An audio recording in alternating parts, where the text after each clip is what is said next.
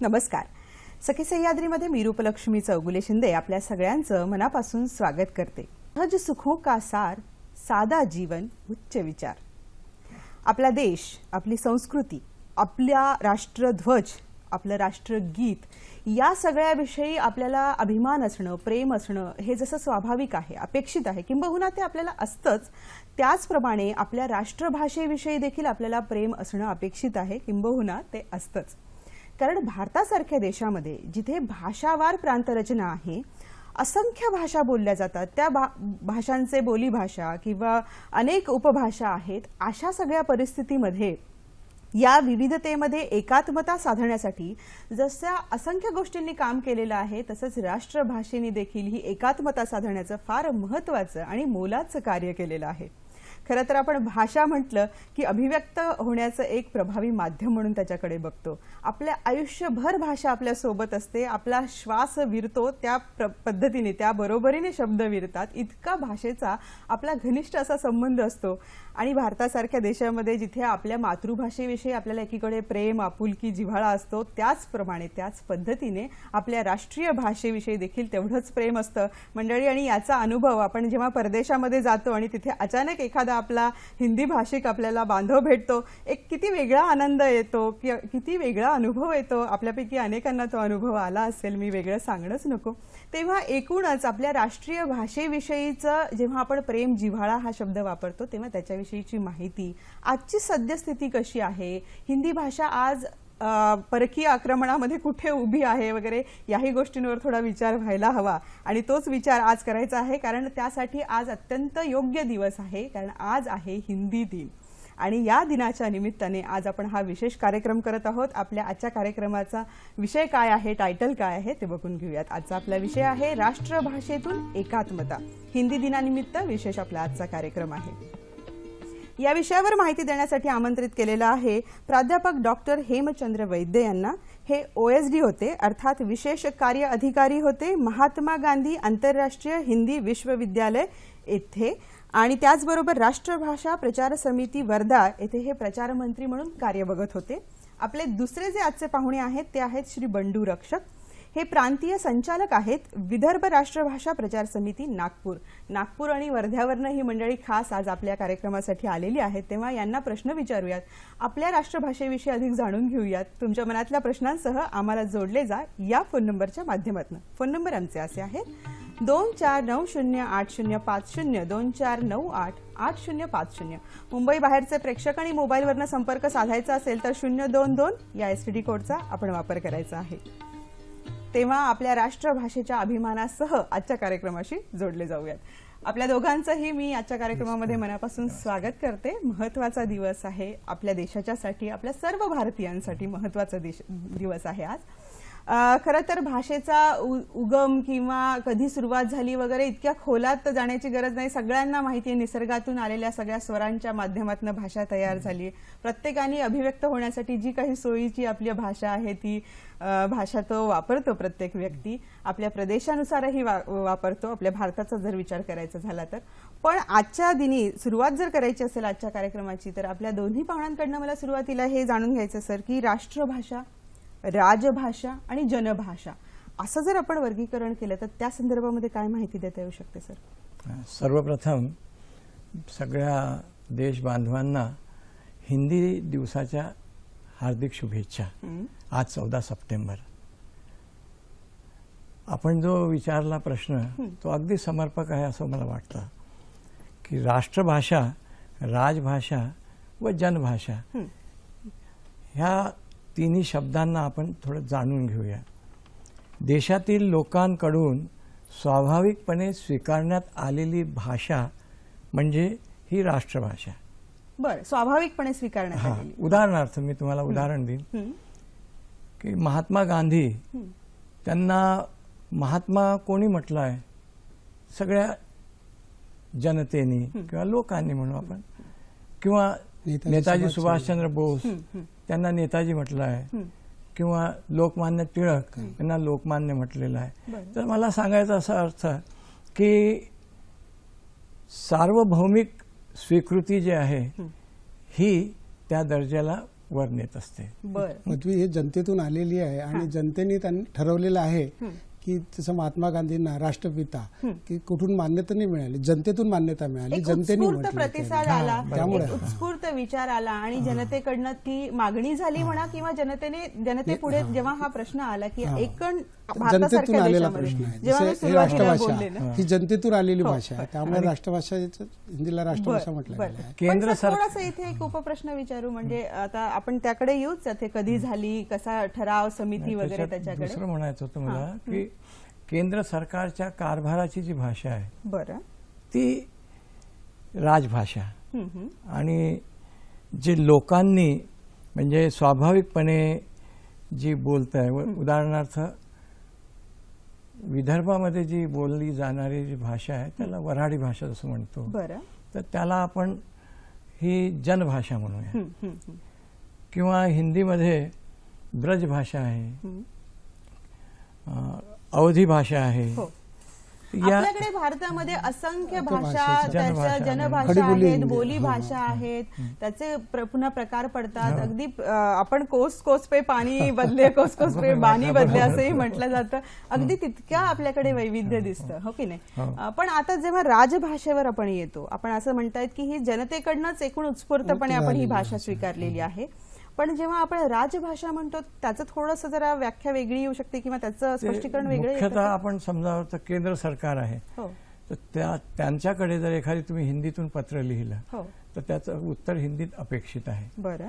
म्हणजे सांगण्याचा अर्थ एवढंच नव्हे तर हिंदीत सही जर केली तरी त्याचं उत्तर तुम्हाला हिंदीत अवश्य येईल. बरं. म्हणजे सांगण्याचा अर्थ असा आहे की केंद्र सरकार जे आहे त्यांची राजकीय जे कार्यप्रणाली आहे त्यामध्ये हिंदीचा जास्तीत जास्त वापर व्हावा म्हणून ती राजकीय कामाची किंवा राजकारभाराची भाषा बरं. हिंदी. आपल्या या प्रांतामध्ये जशी मराठी भाषा आहे त्याचप्रमाणे ही हिंदी भाषा आहे. बरं. ज्ञानेश्वर आहे, नामदेव आहे, तुकाराम आहे, यासारख्या महाराष्ट्राच्या थोर संतांनी हिंदी भाषेमध्ये फार लेखन केलेलं आहे. बरं. त्यांची पदं आजही गायली जातात. हो. तुम्ही पंजाबमध्ये जाल तर नामदेवाची पदं घरोघरी म्हणजे म्हटली जातात. तर यांनी हिंदी भाषेला समृद्ध केलेलं आहे अहिंदी भाषिकांनी, मराठी मायभूमीतल्या संतांनी. हे आपल्याकडचं वैशिष्ट्य आहे आणि म्हणूनच आपला देश अधिक जास्त आपण भाषेच्या बाबतीत म्हणू किंवा एकूणच सगळ्या संस्कृतीमधलं आपलं एक ठळक वैशिष्ट्य असं आहे की इथे भाषेची देखील तितक्याच चांगल्या पद्धतीने देवाणघेवाण होते आणि त्यात भाषा, मातृभाषा असेल, प्रादेशिक भाषा असेल किंवा राष्ट्रीय भाषा अधिक समृद्ध आणि होत जाते, खुलत जाते. सर, याच्यावर माहिती घेते. फोन आलेला आहे आपल्याला. रवींद्र कुडाळकर आपल्याला पुण्यावरनं प्रश्न विचारतात. ते काय म्हणतात आधी आपण घेऊयात. हॅलो. नमस्कार. नमस्कार. आज हिंदी दिनानिमित्त मी सर्वांचं स्वागत करतो आणि अभिनंदनही करतो. मी स्वतः हिंदी भाषेचा एक चांगला अनुभव असा घेतलाय की माझी स्वतःची आई हिंदी शाळेमध्ये मराठी भाषिक असून देखील शिक्षिका आणि मुख्याध्यापिका 35 वर्ष होती. तेव्हा विद्यार्थी, पालक यांच्याशी आई जशी संवाद साधायची, मी सुद्धा तिथे ते अनुभवायचो आणि त्यातला आनंद मी स्वतः घेतलेला आहे हे नमूद करू इच्छितो. मला असं विचारायचंय की हिंदी भाषेतून राष्ट्रीय एकात्मता, राष्ट्रभाषेतून राष्ट्रीय एकात्मता खूप छान विषय आपण घेतलाय. लहानपणी आम्ही हिंदी भाषेच्या परीक्षा देखील देत असू आणि त्यातलाही आनंद घेत असू भाषेचा. मला असं विचारायचंय की आपल्या देशामध्ये अनेक हिंदी भाषिक राज्य आहेत, तर हिंदी भाषा जर चांगल्या पद्धतीने अवगत केली, प्रत्येकानं हिंदी भाषेतील साहित्याचा आनंद घेतला आणि परस्परांशी संवाद साधून स्नेहबंध वाढवून एक चांगली राष्ट्रीय एकात्मता साधण्याचा प्रयत्न आपण करू शकू. तर याबद्दल आपण दोघेही तज्ञ काय सांगाल? धन्यवाद. नक्कीच रवींद्रजी, म्हणजे तुम्हाला जी अनुभव आहे तसाच थोडासा साधर्म्य साधणारा माझाही अनुभव आहे. कारण हिंदी भाषा जेव्हा आपल्या घरात कोणीतरी शिक्षा देत असतं किंवा शिक्षण देत असतं, एक वेगळा सगळ्याच भाषेविषयीचा बंध जोडला जातो, नाही का सर? त्यांनी जसा प्रश्न विचारला की हिंदी भाषेतनं एकात्मता कशा पद्धतीने साधलं जाते, एकूणच त्यांचा जो काही रोख होता त्याच्यावर आपण काय मार्गदर्शन कराल सर? आपण सांगा सर आधी. मला असं वाटतंय आपण जर थोडासा भूतकाळात गेलो तर माहिती म्हणून सांगतोय की उत्तर भारतातून गंगेची कावड भरून लोक पूर्वी रामेश्वरला येत असत हा हा आणि त्यावेळेला दळणवळणाची साधनं अशी सीमित होती, मर्यादित होती. बर तर गावागावामध्ये ते थांबायचे आणि मग तिथनं निघाले की त्या गावची मंडळी काही त्यांच्यासोबत यायची पुढे. अशा पद्धतीने त्यांना संवादाची भाषा म्हणून त्या उत्तर भारतातील लोक किंवा त्या क्षेत्रातील लोक हिंदी बोलायचे आणि ते हिंदी समजून घेत असत बरोबर. ज्या भागामध्ये ते जायचे. त्याचप्रमाणे दक्षिणेतील जे मंडळी आहे ते व्यापाराकरिता उत्तरेकडे वर पश्चिमेकडे यायचे. तर ते व्यापाराकरिता आले आहेत तर त्यांनाही या लोकांची भाषा शिकणे अवगत करणे जरुरीचे होते. अशा पद्धतीने संपूर्ण देशामध्ये हिंदी पसरल्या गेली बरं आणि अशा यांनी मुळात म्हणजे त्याला आपल्या हृदयात ज्याला आपण म्हणू एक राष्ट्रभाषा हिंदी में कोटि कोटि जनता की जय हो, भारत जननी एक हृदय हो. वा वा, अगदी खरंच आहे. एक हृदय असणं आणि त्याच्यासाठी हिंदीने फार मोलाचं कार्य केलेलं आहे. आपलं काय मत मॅडम आहे, सर? नागपूरला आपले टाटा पारशी शाळा आहे, हो त्या मॅडम MSc BEd हा. आहेत, गणिताच्या शिक्षिका आहे. परंतु माझे इथलं सर्वात मोठं केंद्र आहे, कमीत कमी 600 ते 700 विद्यार्थी त्या परीक्षेला बसवतात. हो बहुतेक आपण काय समजतो की BA MA झालेले साहित्यामध्ये असलेलेच शिक्षक त्या याच्यात राहतात म्हणून. सरांनी म्हटलंय का माझी आई मराठी असून हिंदीमध्ये जास्त एकताच एक शिक्षिका होती. माझा अनुभव आहे हो. की ती आता मॅडम MSc असूनही गणित असूनही त्या 700 विद्यार्थी त्या शाळेला बसवतात आणि नागपुरात सर्वात जास्त विद्यार्थी बसवणारी ते शाळा आहे वा. ज्याचं टाटा पारशी हायस्कूल नागपूरला आहे. खरंय खरंय.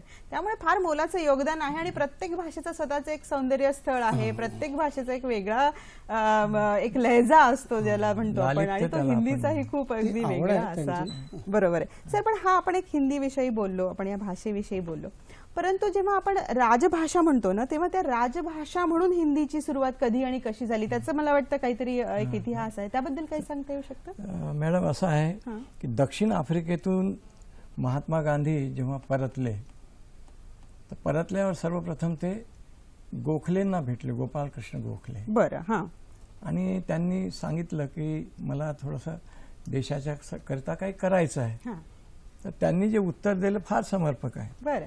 ते बोलले की वर्तमानपत्र रोजची वाचली किंवा मासिकं वाचले किंवा कुठली बातमी वाचली म्हणजे आपल्याला देश समजणार नाही. खरंय. देश जर समजायचा असेल तर तुम्हाला संपूर्ण देश भ्रमण करावं लागेल. वा. आणि देश भ्रमण करताना तुम्हाला ज्या अनुभवाची गोडी येईल, तुम्हाला जे अनुभव येतील तर तशा अनुभवाच्या आधारावर मग तुम्ही काय कराल बघा. आणि खरोखरच गांधींनी संपूर्ण देश ढवळून काढला. पायी फिरले, रेल्वेने फिरले, सगळीकडे फिरून मग त्यांना असं वाटलं का आता मला स्वातंत्र्य लढा जर सुरू करायचा असेल, सगळ्यांना एकत्र जर करायचं असेल तर एक संपर्क भाषेची अत्यंत आवश्यकता आहे. खरंय. कारण त्यांच्यासोबत मौलाना अबुल कलाम आझाद होते, इकडे बंगालचे नेते होते. सर राष्ट्रीय म्हणजे एक करण्यासाठी, सगळ्या जनतेला एक संघ करण्यासाठी एक भाषा हा त्यावेळेसचा त्या काळातला समोरचा सगळ्यात महत्वाचा प्रश्न मॅडम, होता. सर्व प्रांताची वेगळी वेगळी भाषा होती. हो. त्यात सर्व प्रांताच्या सर्व भाषेला एकत्र जोडण्यासाठी हिंदी ही एकमेव होती. बरोबर आहे. आणि मग त्याच्यात राजभाषा कशी झाली त्याच्याबद्दल आपण घेऊयात. आपल्याला एक फोन आलेला आहे. मंजुळा शेणाय बोलतायत डोंबिवलीवर. जी, जी. काय म्हणतात ते आधी बघूयात, नंतर आपल्या या मुद्द्याकडे परत वापस येऊयात. हॅलो. नमस्कार. नमस्कार. प्रोग्रामसाठी खास वर्ध्याहून आणि नागपूरहून आले. त्याच्यातच खरं आपलं धन्यवाद. आजच्या दिवसाचं महत्व एवढं आहे खरंय, आणि खरंय. म्हणजे सक्सेसफुल झालं असं म्हणायला काही हरकत नाही. धन्यवाद, आणि स्वतः मॅम. प्राग्यमध्ये गैर हिंदी म्हणजे हिंदी न बोलणाऱ्यांमध्ये सेकंड आलेली आहे प्राग्यमध्ये बरं. राष्ट्रीय स्तरावर. तरीही माझी उत्सुकता आहे की नेमकं हिंदी दिवस साजरा करण्याचं उद्देश काय आहे. धन्यवाद. नक्की नक्की. मंजुळा शेणाय यांचा प्रश्न आला होता, त्या प्रश्नाच्या उत्तराकडे आपण वळणारच आहोत मंडळी. परंतु तत्पूर्वी आपल्याशी फोनवर आणखी एक तज्ज्ञ जोडल्या गेलेले आहेत. हिंदी विभाग प्रमुख प्राध्यापिका डॉक्टर चारू दत्ता चौगुले ह्या पुण्यावरनं या विषयाच्या संदर्भामध्ये आपल्याला अधिक माहिती देत आहेत. त्यांच्याशी चर्चा करूयात. हॅलो. हॅलो. हा, नमस्कार मॅडम, तुमचं सखी सह्याद्रीमध्ये मनापासून मी स्वागत करते. आज हिंदी दिनानिमित्त आपला विशेष कार्यक्रम आहे. या संदर्भामध्ये मला पहिला प्रश्न तुम्हाला विचारायला आवडेल की हिंदी भाषेची उत्पत्ती बद्दल आम्हाला थोडंसं काहीतरी सांगता येईल का? मला माहिती आहे खूप सखोल विषय आहे, पण थोडक्यात काय सांगता येऊ शकतं? नमस्ते. आजच्या दिनाचं औचित्य साधून आपण जो हा विषय ठेवला आणि त्यात मला सम्मिलित केलेलं त्याबद्दल मी अगदी मनापासून सह्याद्री वाहिनीचे आणि आपल्या सगळ्यांचे मनापासून धन्यवाद मानते. हिंदी भाषेची उत्पत्ती म्हणजे कुठल्याही भाषेची एका ठराविक तिथीला किंवा तारखेला अशी होत नाही. भाषा कशी ना रोज जन्माला येते, रोज वाढते, रोज लयाला जाते. ती एक निरंतर अशी चालणारी प्रक्रिया आहे. म्हणजे बाहेरच्या भाषेचे किंवा वैज्ञानिक प्रगतीतनं अनेक शब्द भाषेमध्ये येत असतात. असलेले शब्द मागे पडत जातात, काही नवीन शब्द येत जातात. अशी रोज भाषेची प्रगती हो म्हणा, उत्पत्ती म्हणा, ही सुरूच असते. एका आपला धाराप्रवाह असा हा एक विषय आहे ही भाषा सुद्धा. आपल्याकडे संस्कृत ही सगळ्या भाषांची जननी मानल्या जाते. संस्कृत पासूनच पुढे अपभ्रंश, प्राकृत, पाली, आर्धमागधी, अवहट्ट आणि त्यातूनच पुढे हिंदी विकसित होत गेली आहे आणि आजही होत आहे. सुरुवातीला हिंदीमध्ये ब्रज, बुंदेली, अवधी अशा बोली भाषेंचा विकास होत होत आजची खडी बोली हिंदी जिला आपण म्हणतो, जिला मानक भाषा म्हणवल्या जातं, त्या भाषेपर्यंत आज भाषेचा, राष्ट्रभाषेचा विकास झालेला आहे आणि होत आहे. बरं. मॅडम, हिंदी भाषेचा विकास नेमका कसा झाला? थोडेसे टप्पे थोडक्यात काही सांगता येऊ शकतात आम्हाला? हो, नक्कीच. हिंदी भाषेचा ना 3 काळात विभागून पाहिला जातो हा विकास. त्याला आदिल, मध्य आणि आधुनिक काल असं म्हटलं जातं. तसं तर अगदी 6व्या-7व्या शतकापासून तुरळक स्वरूपात हिंदी कुठे कुठे सापडते, पण अगदी सलग अशी 1150 पासून आपल्याला दिसते. त्याला आदिकाल किंवा रासोकाल म्हटलं जातं. 1400 पासून 1550 पर्यंतचा जो काळ आहे त्याला पूर्व मध्यकाल किंवा भक्तिकाल म्हटलं जातं. यात सूरदास, कबीरदास, तुलसीदास, मीरा असे संत श्रेष्ठ कवींच्या रचना आपल्याला त्यात दिसतात. पुढे 1850 पर्यंतचा उत्तर मध्यकाल याला शृंगार कालही म्हणतात, कारण त्यात बिहारी, घनानंद, केशवदास अशा कवींच्या शृंगारी रचनांचा तो काळ आहे. आणि तिसरा म्हणजे स्वातंत्र्यपूर्व ते स्वातंत्र्योत्तर म्हणजे अगदी आजपर्यंतचा काळ हा आधुनिक काळ म्हणवला जातो. भारतेंदू पासून, प्रेमचंद पासून प्रसाद, पंत, महादेवी, निराला, हरिवंशराय, यशपाल, मुक्तिबोध, पारसाई, दुष्यंत अशी फार मोठी जंत्री या सगळ्या याच्यामध्ये आहे. आणि छायावाद, प्रगतीवाद, प्रयोगात असे अनेक टप्पे आपल्याला अगदी आजमितीपर्यंत भाषेचे दिसून येतात. अगदी मॅडम, आपण खूप छान माहिती सांगत आहात. पण एकूणच या हिंदी भाषेचा गुणविशेष काय असं जर मी विचारलं तर थोडक्यात काय सांगता येऊ शकेल मॅडम? आपल्याला माणसांना जशी गुण असतात ना तशी भाषांना देखील गुण असतात. भाषा कशी न सोपी, सरळ, सुबोध तर हवी. जशी गांधीजी किंवा ओशोंची भाषा आहे ती अर्थवाही हवी. भाषा हा 2 हृदयांना जोडणारा पूल आहे. हे हृदयीचे ते हृदयी, मनीचा भाव प्रकट करणारी, प्रवाही आणि प्रभावी अशी ती हवी. दुसऱ्या भाषेचे शब्द सामावून घेण्याची तिची ताकद हवी. बरोबर. त्यामध्ये म्हणी, वाक्प्रचार, लोकोक्ती, विशेषण यांनी ती युक्त हवी. मुख्य म्हणजे चित्रमयता हा सुद्धा भाषेचा गुण आहे. उदाहरण द्यायचं तर तुलसीदासाच्या 4 ओळी बघा. आपल्या समोर कसं चित्र उभं करतात बघा. राम सीतेच्या विवाहाचा प्रसंग आहे. भर मांडवात नवरा नवरीला खेळ खेळवण्याचा विधी सुरू आहे. सारीपाटाचा डाव सुरू आहे. रामाचं दान टाकून झालंय आणि आता सीतेची वेळ आहे. सगळे तिच्याकडे उत्सुकतेने पाहतायत, पण तिचं लक्षच नाही. ती तिच्या हातातल्या कंगनातल्या जडावलेल्या हिऱ्यात पडलेल्या रामाच्या प्रतिबिंबाकडे टक लावून पाहत बसून अगदी भान विसरून हरवून बसलेली आहे. तर याचं वर्णन तुलसीदास करतो. राम को रूप निहारती जानकी, कंकनके नजकी परछाई, या तय सबई सुध भूल गई, करते चिरही पलटारती नाही. वा वा मॅडम, तुम्ही आज खूप चांगल्या पद्धतीने, अगदी खूप छान भाषेमध्ये, थोडक्यात, वेळ कमी होता आपल्याला पण खूप अतिशय चांगल्या पद्धतीने आणि मोजक्या शब्दामध्ये आम्हाला ही माहिती दिलीत. सखी सह्याद्रीच्या वतीने मी मनापासून आपले आभार मानते. धन्यवाद. धन्यवाद. जसं आता मॅडमनी आपल्याला सांगितलेलंच आहे आणि आपल्याला ब्रेकला जाण्यापूर्वी मंजुळा शेणा यांचा प्रश्न होता. जरा आधी त्या प्रश्नाकडे वळते, त्यानंतर आपलंही मत याच्यावरचं घेते. त्यांचं असं म्हणणं होतं की आपण हिंदी दिन का साजरा करतो, त्यावर आपण काय सांगू शकतो? 14 नोव्हेंबर 1949 रोजी संविधान सभेमध्ये ठरविण्यात आलं आहे की आपण त्या संविधान सभेमध्ये हिंदी दिवसाला, त्या दिवसाला हिंदी दिवस मानायचा आहे. राष्ट्रभाषा प्रचार समिती वर्धेने 10/11/1953 एक नागपूरला अखिल भारतीय प्रचारक संमेलन घेतले आणि त्या संमेलनामध्ये सर्वानुमते असं ठरविण्यात आलं आहे की 14 सप्टेंबरला हा हिंदी दिवस म्हणून देशा मानाचा. यासाठी की सर्व प्रांतीय अलग अलग भाषेचे लोक आहेत, त्यांना त्याची आठवण, आणि ती भाषा हिंदी ही सर्व प्रांतीय भाषाला जोडणारी एक भाषा आहे.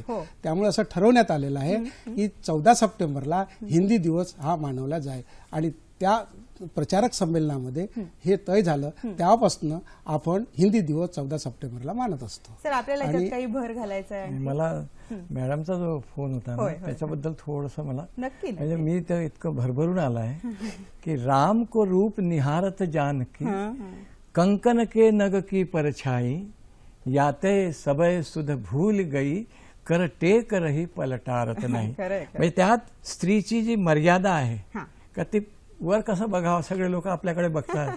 तर त्यांनी प्रभू रामचंद्राची जे त्यांच्या कंकणामध्ये जे एक एक नग जडलेले होते, त्यामध्ये ते पाहायची आणि त्यामुळे ते हात जराही हालवत नव्हती, ते पाहत राहते. म्हणून किती म्हणजे अलंकारही आहे, त्यात स्त्री मर्यादाही आहे आणि त्यात सौंदर्य आहे, जे सौंदर्य बोध जो होतो अप्रतिम. माझ्याकडनं त्या मॅडमला नमस्कार. असं म्हणतात की प्रेम करावं ते हिंदी भाषेतून, नाही का, असं त्याच्याबद्दल बोललंही जातं. ते यातनं सगळं स्पष्ट होते. सर, आपण जो हिंदी दिवस का साजरा केला जातो आणि त्याच्या पूर्वी मला वाटतं आपण गांधीजींचा उल्लेख करत आणि संदर्भ देत आपण ह्या सगळ्या सुरुवातीविषयी सांगत होतात. सर, तो पण भाग आपण. गांधीजी दक्षिण आफ्रिकेतून आल्यानंतर त्यांनी गोखलेंशी त्यांची भेट झाली. त्यांनी सगळा देश पिंजून काढला आणि नंतर त्यांनी ठरवलं की आपल्याला स्वातंत्र्य लढ्यामध्ये एक भाषेची गरज आहे, कारण सगळ्यांना एकत्र आणायचं आहे, कारण सगळ्या प्रांतातले लोक आहेत आपल्याजवळ.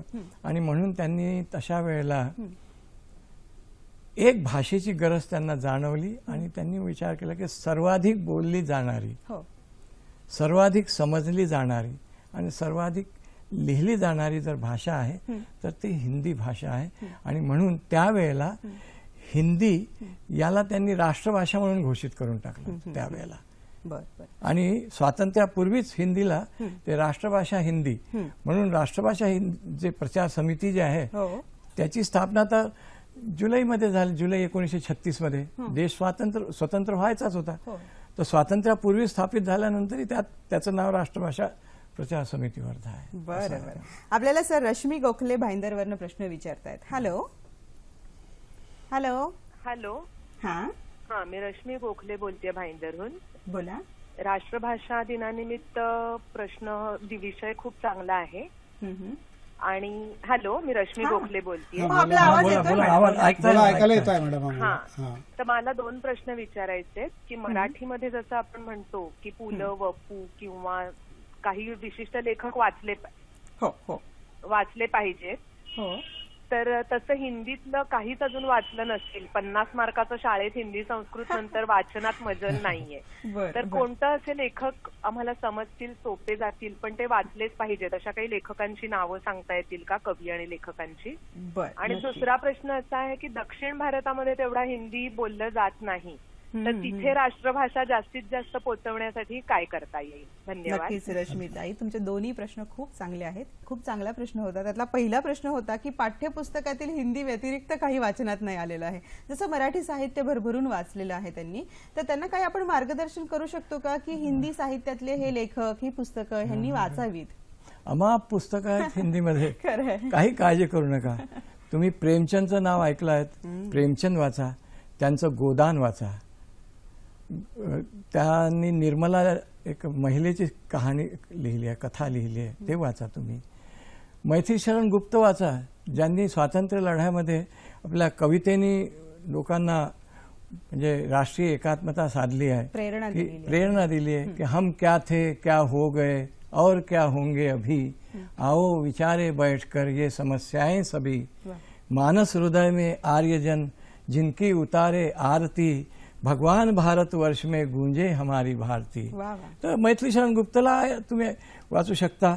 एवढंच नव्हे तर तुम्ही माखनलाल चतुर्वेदीला आठवा कि चाह नहीं मैं सुरबाला के गहनों में गूंथा जाऊं, चाह नहीं प्रेमी माला में बिंद प्यारी को ललचाऊं, मुझे तोड़ लेना वनमाली उस पथ पर देना तुम फेंक, मातृभूमी पर शीश चढ़ाने जिस पथ जाए वीरने. मला वाटतं रश्मीताईंना बऱ्यापैकी मार्ग म्हणजे हे जरी त्यांनी मुक्तिबोध वाचा तुम्ही, आधुनिक याच्यामध्ये निर्मल वर्मा वाचा, आधुनिक साहित्यामध्ये. एवढेच नव्हे, मराठी माणूस जो हिंदीमध्ये लिहितो आहे दामोदर खडसेंना वाचा. बरोबर. तुम्ही ते पुण्यात आहेत ना, हो. तर पुण्यात दामोदर खडसे आहेत. नाही, भाईंदरवरनं बोलतायत. हा, तर काय पुणे मुंबई जवळचं आहे. सर, हे सगळं आहे, बरोबर आहे. एकूण काय आहे तर आपल्याकडे भाषेच्या अनुवादाने देखील एक दुसऱ्या भाषा ह्या समृद्ध होत गेलेल्या आहेत आणि त्याच्यामुळे ते जास्त आणखी आपल्याला सुंदर भावतात, आपल्या जवळच्या वाटतात, कुठलीही भाषा असू देत. आपल्याला सुधाकर रावते पुण्यावरनं प्रश्न विचारतात, आधी ते काय म्हणतात बघूयात. हॅलो. हॅलो, हा नमस्कार. माझं नाव सुधाकर आवटे, मी पुण्यावरून बोलतोय. हिंदी भाषेच्या चांगल्या प्रचारासाठी मला असं विचारायचं आहे की राज्यस्तरीय किंवा त्या वरच्या पातळीवरती असे काही प्रयत्न केले जातात का की जेणेकरून काही कॉम्पिटिशन घेतल्या जातात, निबंध असतील किंवा कविता असतील किंवा शाळांमधून मुलांना काही प्रोत्साहन केलं जातं त्याकरता, असं काही आहे का? किंवा नसेल तर मग त्याच्यावरती काय उपाय करता येईल का आपल्याला? नक्की नक्की नक्की. या दोन्ही प्रश्नांना जोडूनच तुमच्या दोघांकडनं मार्गदर्शन घेते. रश्मी गोखलेंनी एक दुसरा प्रश्न विचारला होता की दक्षिण भारतामध्ये त्यांना असं वाटतं की तेवढ्या मोठ्या प्रमाणामध्ये हिंदी बोलल्या जात नाही, ती वस्तुस्थिती आहे का? किंवा सुरुवातीलाही हिंदी भाषा राष्ट्रभाषा व्हावी यासाठी दक्षिण भारतातनं तेवढा प्रतिसाद नव्हता असं मी ऐकलंय, ते खरं आहे का? आणि दुसरं, सुधाकरजींचा पण जो प्रश्न आहे तो त्याच अनुषंगाने की जास्तीत जास्त याचा प्रचार आणि प्रसार व्हावा यासाठी राज्य पातळीवरनं, शासनाच्या पातळीवरनं काय काय प्रयत्न केले जातात? मला असं म्हणायचं होतं की हिंदी जे आहे हे सर्वत्र समजू शकणारी भाषा आहे. बरं. आता मी एक उदाहरण देतो. मी तमिळनाडमध्ये रामेश्वरम जे आहे तिथे गेलो असताना एका दुकानामध्ये मला एक लहान मुलासाठी, नातवासाठी मला एक खेळणी घ्यायची होती. तर मी त्यांना हिंदीमध्ये विचारलं की या खेळणीची काय किंमत आहे. तर ती त्यांच्या भाषेमध्ये, तमिळ भाषेमध्ये तिने त्या किंमत आणि हे समजलं, बोलले ते. पण मी म्हटलं मला ती भाषा तुमची येत नाही, समजू शकलो नाही, कृपया हिंदीमध्ये बोला. तर ती काही बोलली नाही, मला समजलं नाही, म्हणून मी थोडंसं बाहेर आलो दुकानाच्या. तर ती दुकानाच्या बाहेर येऊन मला सांगायला लागली त्याची किंमत इतके रुपये आहे. हे कुठल्या हिंदी भाषेतनं तिने सांगितलं? हो, हिंदी भाषेत. बरं. तर मला हे एक उदाहरण यासाठी द्यायचं वाटतं की त्यांना हिंदी समजतं, काही कारण असू शकतात ज्याचा उल्लेख आपण करणार नाही, कारण मला ते काही कारणास्तव तिने हिंदी बोलण्याचं टाळलं. बरं, ठीक आहे. सर, मग दुसऱ्या प्रश्नाचं उत्तर आपल्याकडनं अपेक्षित आहे की शासनाच्या पातळीवरनं काही याच्या प्रचार आणि प्रसारासाठी आपण वेगवेगळे उपक्रम केलेले आहेत का, करतो आहोत का, आणि ते कोणते आहेत? शासनाच्या आपण जे आम्ही शाळेमध्ये परीक्षा केंद्र चालवतो आहे त्या परीक्षा केंद्र जे आमचे प्रचारक असतात ते प्रचारक दरवर्षी याच्यामध्ये ते वादविवाद स्पर्धा घेतात, निबंध स्पर्धा घेतात, त्या माध्यमातून बऱ्याचशा कॉम्पिटिशन होतात. त्यामध्ये शासनाचा सहभाग राहतो, शासन मार्गदर्शन. आपल्या कार्यालयाच्या तर्फे, हिंदी प्रचार प्रसार समितीच्या तर्फे विविध महाविद्यालयांमधनं कोऑर्डिनेट करून आपण वेगवेगळ्या स्पर्धा आयोजित करतो. बरोबर आहे. सर, आपण विश्व हिंदी संमेलन किंवा विश्व हिंदी दिन देखील साजरा करतो. मग हा हिंदी दिवस वेगळा आणि विश्व हिंदी दिवस वेगळा, हा प्रकार 14 सप्टेंबर आपण हा हिंदी दिवस जो घेतो तो फक्त आपल्या देशापुरता आहे. पण विश्व हिंदी दिवस जे आहे राष्ट्रभाषा प्रचार समिती वर्धा यांनी विदर्भ राष्ट्रभाषा प्रचार समितीचे तत्कालीन अनंतकुमार शेवडेजी होते अध्यक्ष विदर्भ राष्ट्रभाषा प्रचार समितीचे, त्यांच्याकडे एक जबाबदारी दिली आणि शासनाने 10 जानेवारी 1975ला एक विश्व हिंदी संमेलन नागपूरला आयोजित केलं आणि शेवडेजी हे नागपूर टाइम्सचे संपादक असल्यामुळं त्यांच्या सर्वीकडे परिचित होते आणि त्यांनी हे सर्व व्यवस्था इतकी व्यवस्थित केली की ऑल इंडियात बाहेरून पण बाहेर देशातूनही 500च्या वर प्रतिनिधी आले आणि मोठ्या प्रमाणात तो कार्यक्रम केला.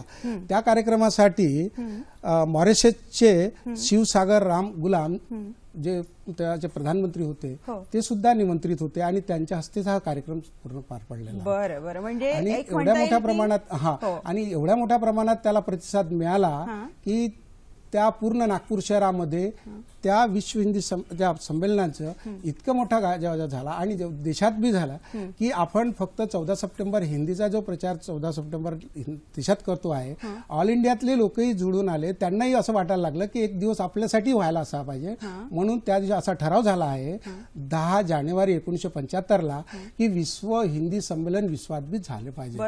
त्यापासून 10 जानेवारीला विश्व हिंदी दिवस मानला जातो. संपूर्ण विश्वामध्ये भारतीय आहेत आणि ते फार मोठ्या प्रमाणात राष्ट्रभाषा बोलतात. मला वाटतं माझ्या माहितीनुसार जगामध्ये 3री सर्वात अधिक बोलली जाणारी भाषा म्हणून आपण हिंदीकडे बघतो आहे. म्हणजे फार मोठी संख्या आहे हिंदी भाषिकांची.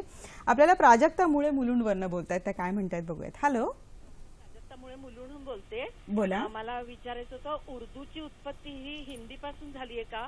कारण थोडी सिमिलॅरिटी वाटते. आणि दुसरी गोष्ट असं की जसं मराठी भाषेमध्ये नाट्य संगीत, लावणी किंवा उखाणे हा जो प्रकार आहे तो हिंदीमध्ये असतो का? आणि तिसरी गोष्ट मला विचारायची की शुद्ध हिंदी बोलणारे फार कमी आहेत. मुंबईतनी तर बिघडवून टाकते. एरेको मेरेको काय मुझे नाही का म्हणतायत. मला या बाबतीमध्ये जरा स्ट्रिक्ट राहायला पाहिजे सरकारने की शुद्ध भाषा बोलली जावी. मराठी असो अथवा हिंदी असो कुठलीही भाषा. अगदी बरोबर आहे प्राजक्ता, ते तुमच्याशी सहमत आहोत. हिंदी कशी आहे की व्यापारिक हिंदी वेगळी आहे, व्यावसायिक हिंदी वेगळी आहे, ऑफिशियल हिंदी वेगळी आहे. जसं आता आपण मार्केटमध्ये गेलो आणि मला काही मागायचं आहे, तुम्ही बरेचसे किराणा दुकानात बघतो आहे भैया मीठ देव. आता भैया ठीक आहे, देव ठीक आहे, पण मीठ हा मराठी शब्द आहे पण तो मार्केटचा व्यवहाराचाच शब्द आहे, त्याच्यामुळे तो चालत असतो. बरोबर आहे. पण आपल्याकडे ना इंग्रजीचं आक्रमण असेल तर तो एक फार महत्वाचा मुद्दा आहे जो सर्व भाषांना आज भेडसावतोय. कारण त्यात जास्त गेलो तर आपल्याला आपण जर खेड्यात गेलो तर गाय घास खातीये म्हणत नाही, गाय गवत खातीये. तर हे खेड्यातली भाषा आहे, पण ते हिंदी समजू शकतात, एक दुसऱ्याला समजतात, व्यवहारिकतामध्ये चालतात. तर प्रत्येक ठिकाणची हिंदी जी भाषा ती अनेक ठिकाणची वेगळी वेगळी भाषा आहे. तुम्ही खेड्यात बोलायला जाल तर वेगळी आहे, कार्यालयात बोलाल तर वेगळी आहे, त्यानंतर आपण मार्केटमध्ये जा तर वेगळी आहे. पण ते एक दुसऱ्याला समजून घेणारी भाषा आहे. जसं आंध्रचा व्यक्ती काही आपली वस्तू विकायला आला आहे आणि त्याला आंध्रच येत असेल तर तो महाराष्ट्रात आपली वस्तू विकू शकणार नाही, म्हणून त्याला ही हिंदी बोलणे आवश्यक आहे, राष्ट्रभाषा ही बोलणे आवश्यक आहे. आणि ही राष्ट्रभाषा जी हिंदी आहे ती सर्व प्रांताला सर्वाला एकत्र घेऊन चालणारी भाषा म्हणून हा व्यवहार होत आहे. नाहीतर काय झालं असतं, प्रत्येक प्रांताचे अलग अलग लोक बोलले असते, त्यांनी इथे मार्केटिंग केलं नसतं, महाराष्ट्रवाल्यांनी आंध्रमध्ये जाऊन मार्केटिंग केलं नसतं. त्यासाठी ही हिंदी जी आहे, राष्ट्रभाषा जी आहे, ही सर्व प्रांताला एकत्र घेऊन गुंफून एक त्याचा माला बनवली आहे आणि त्या मालेमुळेच आज देशामध्ये सर्वांचा सहभाग हिंदीमध्ये चालला आहे आणि त्यामुळे हे सर्व व्यवहार होऊन राहिलेले आहे. नाहीतर मी आज नागपुरात एखादी वस्तू तयार केली आणि मला तर मार्केटिंग करायचं असेल आणि मला जर त्याची भाषा नाही आली आणि माझी भाषाच असती तर मी मार्केटिंग करू शकणार नाही.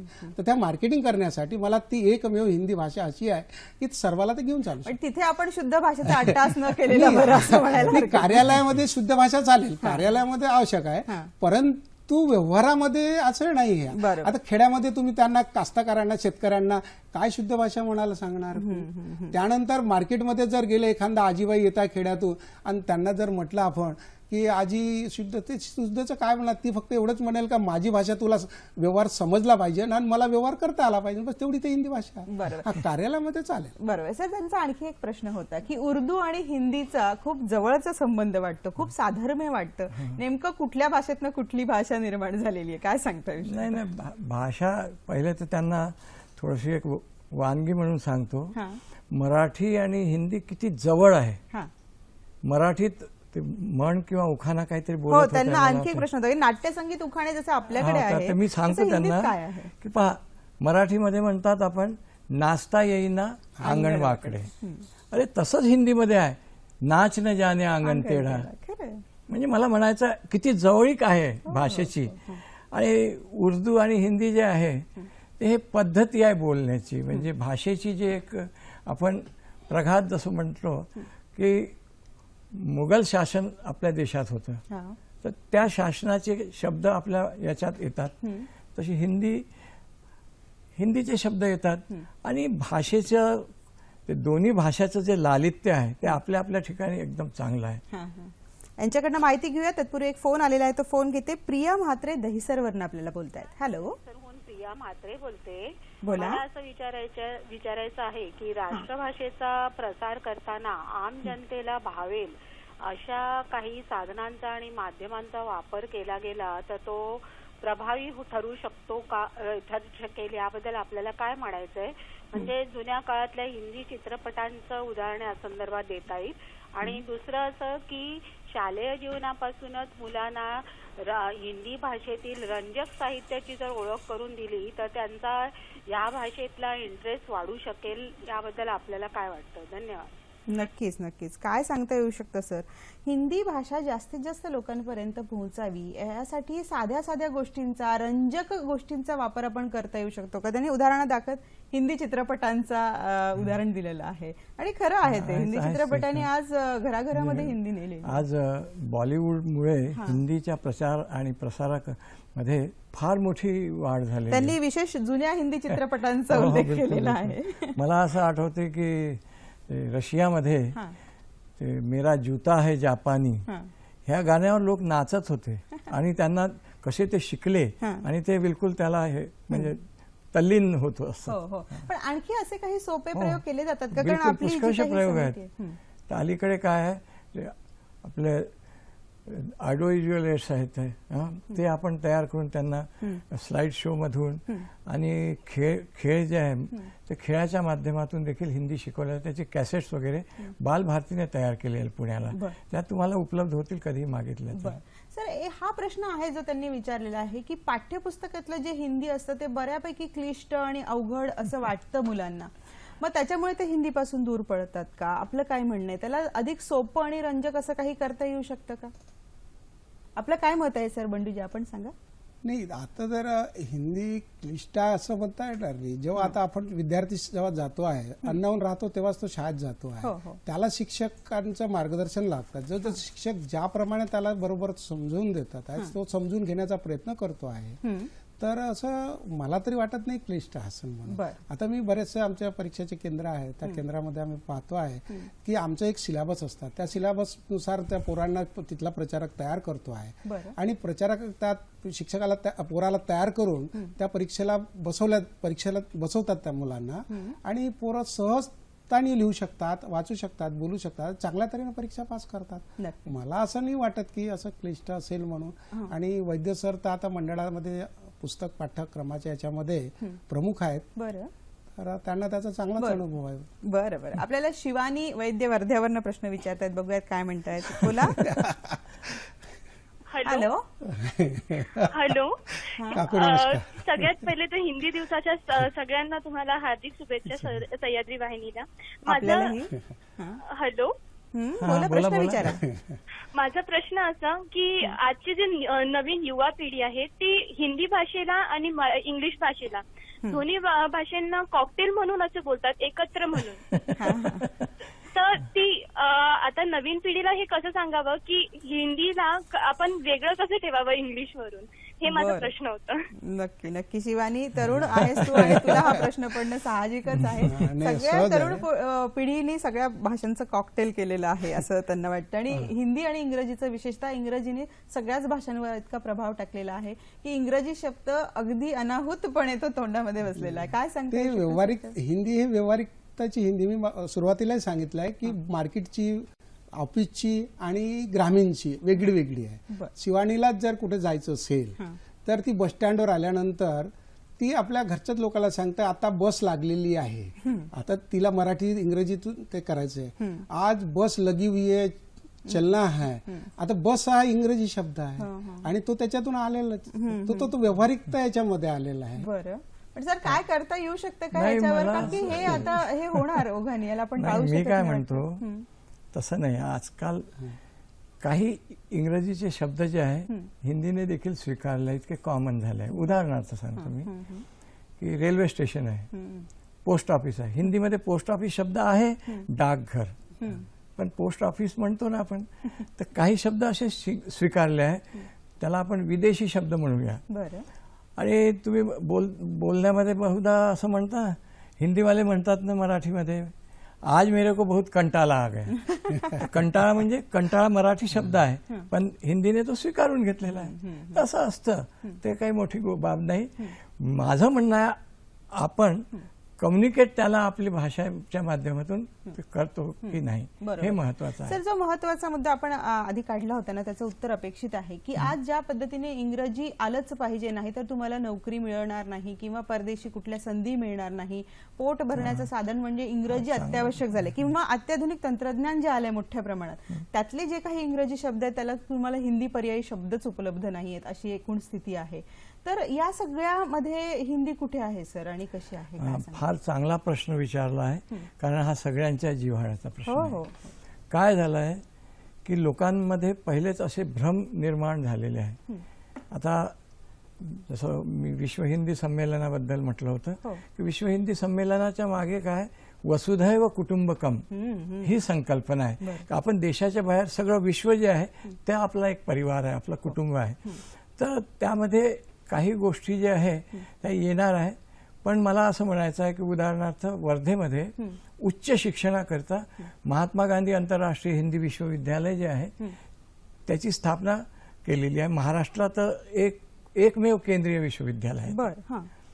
तसंच आम्ही 10व्या विश्व हिंदी संमेलनात भोपाळला जात असताना तिथे अटल बिहारी वाजपेयी युनिव्हर्सिटी विद्यापीठ त्यांनी इंजिनिअरिंगची पुस्तकं, मेडिकलची पुस्तकं म्हणजे वैद्यकीय पुस्तकं, ही पुस्तके चांगल्या तऱ्हेने हिंदीमध्ये तयार केलेली आहे आणि त्यांचे पाठ्यक्रम या वर्षीपासून सुरू झालेले आहेत. काय ही चांगली बाब नाही आहे? प्रगतीकडे आहे. आणि जो आजारी माणूस असतो, मी वैद्य आहे, डॉक्टर नाही, जो आजारी व्यक्ती असतो त्याच्याशी तर तो त्याच्या भाषेतच मराठीत बोलेल किंवा त्याच्या मातृभाषेत बोलेल, म्हणून त्याच्यामुळे खूप अडून जाईल असं नाही. काय आहे, खूप परंपरेने काही गोष्टी अशा घडत आल्या म्हणून त्याचा गैर होता. आणि काय आहे, अलीकडे सर्वसामान्य लोकांचा ओढा इंग्रजीमध्ये यासाठीही आहे का सगळ्यांना असं स्टेटस सिम्बॉल, बरोबर असं लोक समजतात. सर, आपल्याकडे वेळ कमी आहे आणि विषय खरं खूप आवाका मोठा आहे. अगदी आपल्याकडे एका मिनिटामध्ये आपण काय सांगू शकता सर, आजच्या दिनाच्या निमित्ताने आपल्या कार्यालयाची जी काही पद्धती आहे, काय करू इच्छिता, भविष्यामध्ये हिंदी कशी स्थापित होऊ शकते अधिक चांगल्या पद्धतीने, याबद्दल काय करू शकता सर? आपण आधी सांगा, नंतर बंडूजी आपल्याकडे. मला म्हणजे एक मेसेज सगळ्यांना एक विनंती करायची आहे.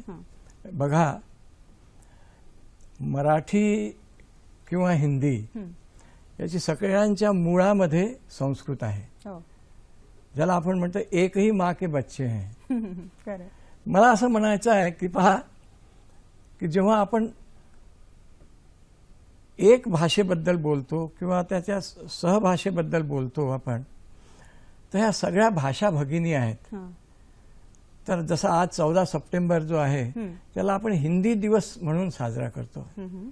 मला असं वाटतं की का आपण असं करू नये की हा 14 सप्टेंबर हिंदी दिवस जो आहे हा भारतीय भाषा दिन म्हणून साजरा करण्यात यावा. हे माझं वैयक्तिक मत आहे, माफ करा, पण जे मला असं वाटतं, कारण आपण तर सगळे एकच आहोत.